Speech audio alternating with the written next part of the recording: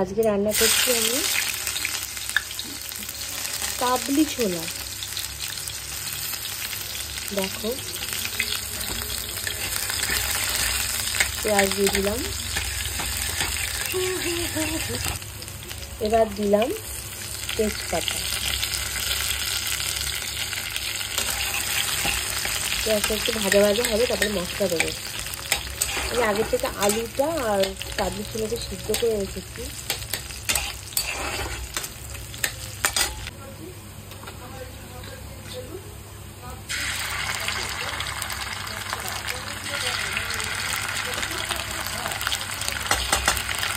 এবার দেখো আদা, পেঁয়াজ, রসুন আর আদা দিলাম। এবার দিলাম জিরে লঙ্কা। মশলা একটু কমই দেবো, বেশি মশলা দিলে ভালো লাগে না, জগা খিচুড়ি লাগে।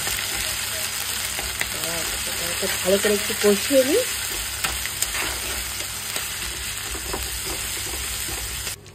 এইবার দেখো, এবার আমি একটু মটনের চর্বি দিয়েছি, টেস্টটা যাতে সুন্দর আসে। এবার একটুখানি ভালো করে ভেজে নেব।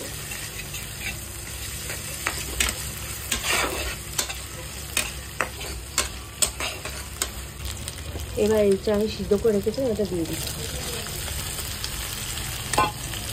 দিয়ে এটা একটু কষিয়ে নেব।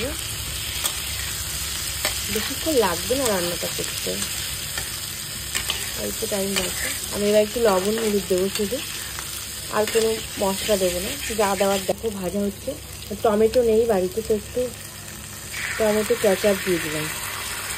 একটু এই টমেটো কেচাপ দিলে খুব টেস্ট হয়, একটু হালকা একটু মিষ্টি মিষ্টি ঝাল ঝাল লাগে।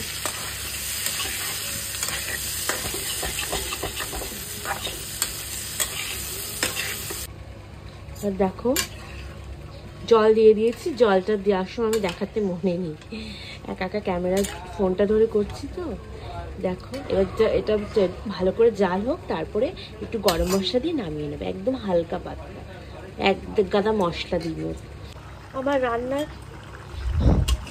এই যে আমার বাবা কি ধোয়া উঠছে দেখুন।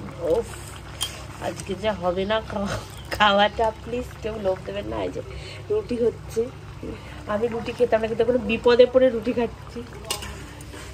এই যে হয়ে গেছে প্রায়, আমার মা এরকম হয়ে গেছে ঘুগনিটা, দেখেছেন ধোয়া উঠছে।